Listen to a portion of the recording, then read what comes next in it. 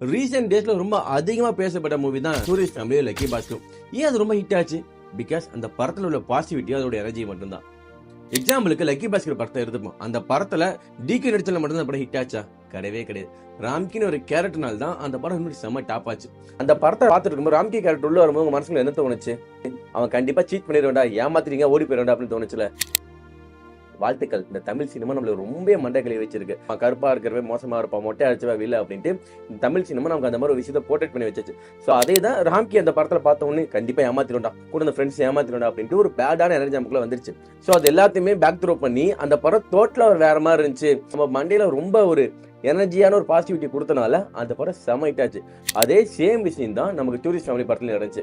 இலங்கைக்காரர்கள் வந்து பேச என்ன பண்ணுவாங்க, ஐயா அவங்க வேற மாதிரி இல்லடா, அது ஊர் விட்டு ஓடி வந்துட்டாங்க, தப்பிச்சு வந்துட்டாங்க, எதனால வந்தாங்க, இப்படி வந்தாங்க, வந்தவங்க எவ்வளவு பாசமா இருப்பாங்கன்ட்டு நம்ம ஃபுல்லா ஒரு பாசிட்டிவ் எனர்ஜியை காமிச்சனால நம்ம எதிர்பார்த்தது வேற மாதிரி நடந்துச்சுல. அது எதுவுமே இல்லாம ஒரு பாசிட்டிவ் எனர்ஜி கொடுத்துச்சு பாத்தீங்களா.